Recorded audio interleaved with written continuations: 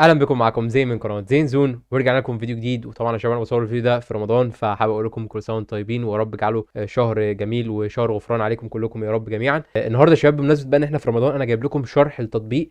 هو بصراحه من اكتر التطبيقات اللي فادتني في الفتره الاخيره، بقى لي فتره كبيره جدا بستخدمه. واحد حبيبي كان قايل لي عليه، يعني ما تخافش مش هقول على اسمك احمد سامي. المهم التطبيق ده عباره عن ايه يا شباب؟ عباره عن مصحف الكتروني، ولكن فيه مميزات كتير جدا ممكن تجعل منه من افضل البرامج اللي تحتوي على المصحف الالكتروني الموجوده حاليا. البرنامج ده او التطبيق ده موجود على الموبايل، ممكن تقدر تحمله على الاندرويد او تقدر تحمله على الاي او اس، تمام؟ لو انت عندك ايفون او ماك او ايا يكن. وكان تقدر تحمله على الكمبيوتر لو عندك محاكي على الكمبيوتر. قبل بس ما نبدا يا شباب، حابب بس اقول حاجه بسيطه. اول حاجه ان التطبيق ده مش بيغنيك عن ان انت تفتح المصحف وتقرا من المصحف. ليه؟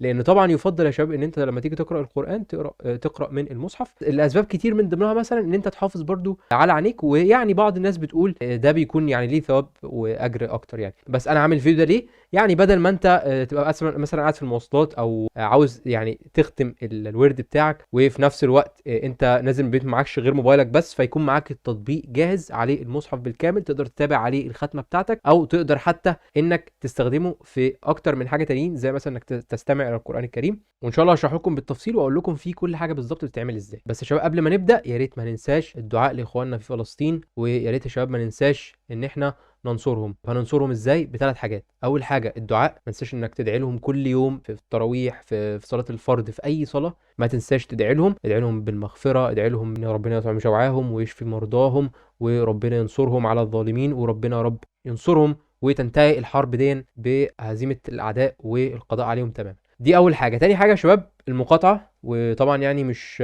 هتكلم، اعلانات منتجات المقاطعه زادت جدا الفتره الاخيره بسبب، يعني انتوا عارفين بقى، يعني مش محتاجين ان احنا نتكلم. حتى الممثلين اللي هم يعني اكتر ناس بارعين في التمثيل ما قدروش حتى ان هم يمثلوا ان هم حتى متعاطفين مع القضيه. فدي كده تاني حاجه، المقاطعه مهمه جدا وبتخسرهم كتير. تالت حاجه، وهي دي بصراحه يعني انا احوج اليكم منها، يعني الكلام ده ليا قبل ما يكون ليكوا يا شباب، وهي ان احنا نحسن من نفسنا بقى. فيعني ندعي من ربنا ان هو يعني يرزقنا التقوى والهداية، ويطهرنا من أمراض القلوب، من حسد وحقد وكفر وشرك ورياء والحاجات الفظيعة دي كلها، والكبر والكلام ده. فنسأل الله أن يهدينا ويعلمنا ما ينفعنا، ويهدينا ويهدي بنا، ويغفر لنا ويجعلنا من المغفورين لهم في هذا الشهر الكريم بإذن الله. طيب يا شباب هنبدأ بقى دلوقتي في شرح البرنامج، عشان بس أنا مش عايز أطول عليكم. دلوقتي البرنامج هتحملوه من على المتجر. هتدخل على المتجر، التطبيق اسمه تطبيق آية، متوفر على كل المنصات. كل اللي عليك بس ان انت هتكتب تطبيق آية وهيظهر لك، وانا هسيب لكم برضو رابط التحميل تحت في صندوق الوصف. طيب يا شباب نبدأ بسم الله. اول ما تفتح البرنامج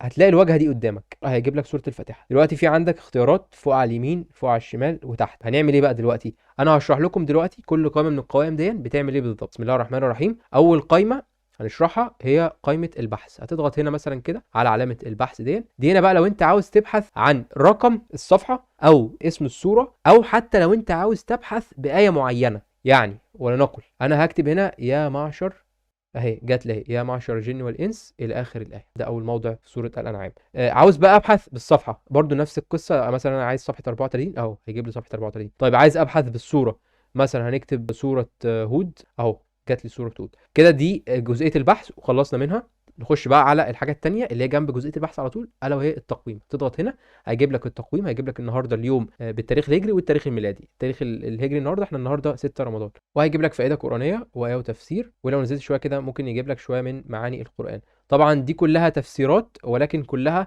من كتب تفسير مختلفه. طيب هنرجع بقى كده، هنضغط بقى على خانة الإعدادات. هنا عندك إيه في الإعدادات بقى؟ والله عندك أول حاجة مظهر الخط، ممكن تغيره. يعني مثلا عندك نعمل كده علامة صح على المكان ده كده، مظهر الخط نفسه هتلاقيه اتغير. هنرجع تاني للإعدادات. غير الخط عندك فيه المظهر، ندوس عليها كده، في عندك داكن وفاتح. يعني ايه فاتح وداكن؟ داكن ده اللي هو يعني ايه دارك مود. يعني بص انا لو دوست كده، ده الدارك مود اللي هو الوضع الليلي. هنرجع تاني بقى للإعداد. عندنا ايه تاني في الإعدادات؟ عندك لو انت عاوز تحتفظ بنسخة احتياطية، احنا بعد كده ممكن من البرنامج ده ان انت تحمل صور معينة باصوات قراء معينين، فانت عاوز تعمل لها نسخة احتياطية، فانت ممكن تعمل نسخ احتياطيه. بس طبعا انا مش هتعمق قوي في النقطه دي، انا بس بشرح لكم الحاجات اللي هي تنفعكم. عندك هنا بقى في على اليمين فوق في القائمه دي هتفتح لك ايه؟ تفتح لك الفهرس موجود اهو بالصور، وكمان عندك موجود بالارباع على حسب لو انت عاوز مثلا تروح لربع معين من القران. في عندك ايه كمان؟ في عندك تحت هنا كده في الختمه. ده هنا عباره عن ان انت بتعمل لنفسك زي نظام لختم القران الكريم.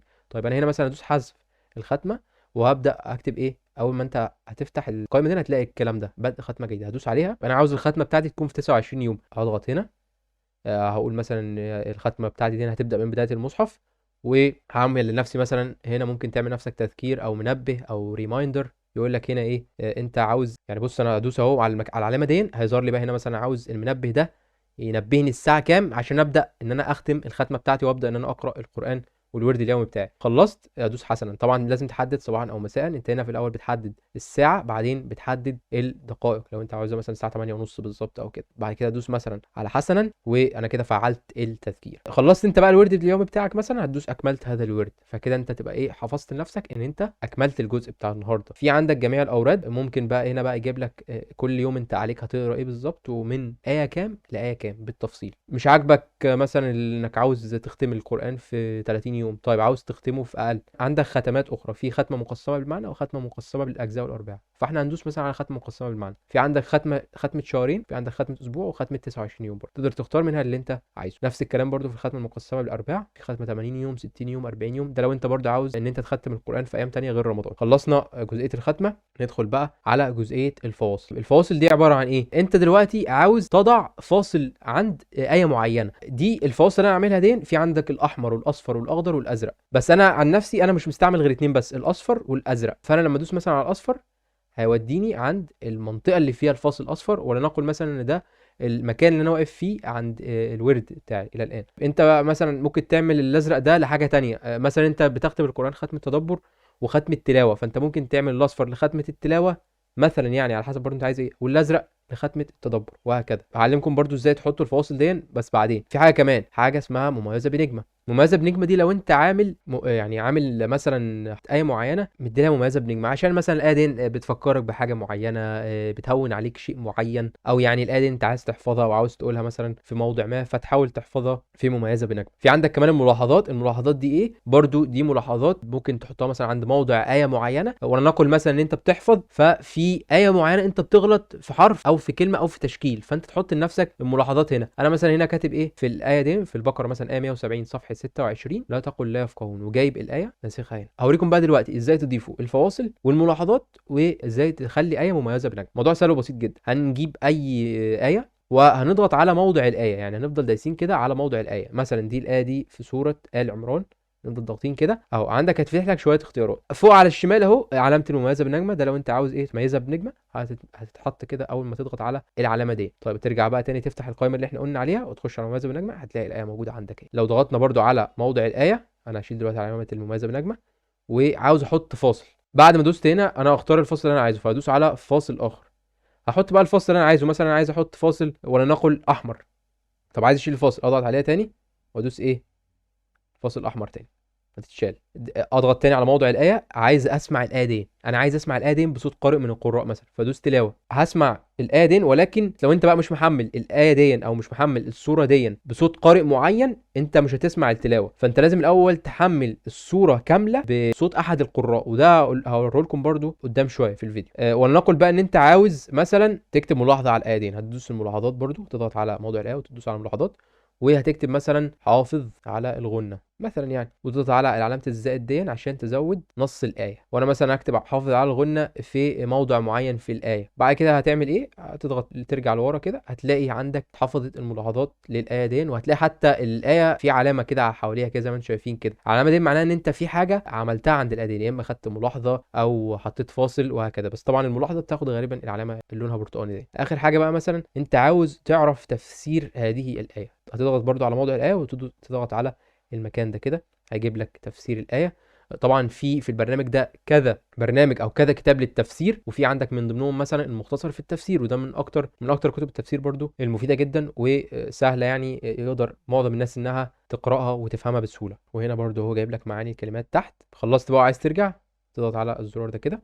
كده احنا خلصنا. لما تيجي تضغط على الايه بيعمل ايه بالظبط، وكان ممكن حتى تعمل للايه شير عن طريق انك تضغط على العلامه اللي فوق على الشمال دي. لو انت عاوز مثلا تذكر واحد صاحبك مثلا حصل له ظرف وعاوز تذكره بالايه، فبدل بقى ما تقعد تجيبها من على جوجل كوبي بيست والكلام ده، لا انت هاتها له من هنا مثلا واعملها مشاركه، وشوف بقى انت عايز تشارك الصوره ولا عايز تشارك النص بدون تشكيل، ولا تشارك النص وهتشارك ايه بالظبط والكلام ده كله. طيب يا شباب نيجي بقى للجزئيه اللي تحت. الجزء اللي تحت ده بقى اول حاجه نيجي للجزء ده. انا مثلا هنا عاوز اسمع الصوره دي او احمل الصوره دي بصوت قارئ معين. اول حاجه لازم تكون موصل النت على الموبايل. بعد ما توصل النت على الموبايل، يعني مثلا هنعمل كده اهو، هفتح النت على موبايلي، بعد كده هضغط هنا كده، هيجيب لي اسامي كل الشيوخ والقراء اللي اقدر ان انا اسمعه. تمام، انا مثلا هنا ايه حابب اسمع سعد الغامدي. تمام، فبعد ما ادوس على سعد الغامدي ودوس على علامه تشغيل وهستنى شويه، هيحمل لي صوره كامله، مش الايه بس، الصوره كامله بصوت الشيخ او القارئ اللي انا اخترته. بعد ما يحملها هتلاقيه بيشغل لك الصوره. بس في حاجه مهمه، لو انت واقف على صفحه معينه ودوست على علامه التشغيل هيشغل لك من اول الصفحه اللي انت فيها دي.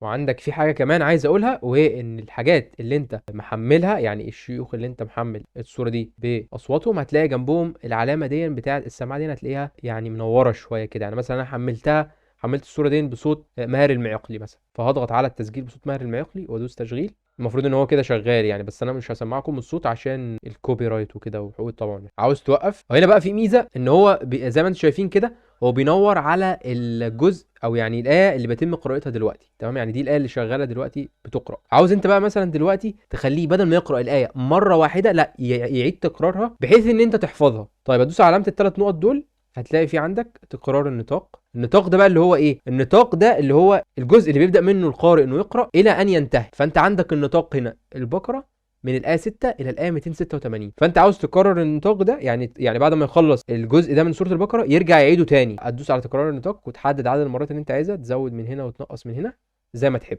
طيب عاوز بقى يكرر الآية، هتدوس على تكرار الآية دي كده، هتفعلها وهتختار بقى عدد التكرارات اللي انت عايزها، وبعد كده ترجع هتلاقيه بيكرر زي ما انت ما عايز بدون اي مشاكل. عاوز تلغي بقى الكلام ده، هتعمل لهم كده ايه، الغاء. تمام، عاوز تغير النطاق هتكتب هنا مثلا ايه، عاوز تسمع من اول ايه كام لحد اخر لاخر ايه كام. اخر حاجه بقى وكده نكون يعني خلصنا الفيديو ان شاء الله. عندك الشريط اللي تحت ده برده ممكن تنتقل منه للصفحات، وعندك السهم ده يرجعك لاخر صفحه انت كنت موجود فيها. عندك بقى جزئيه مفضله بالنسبه لي في البرنامج، الا وهو التفسير.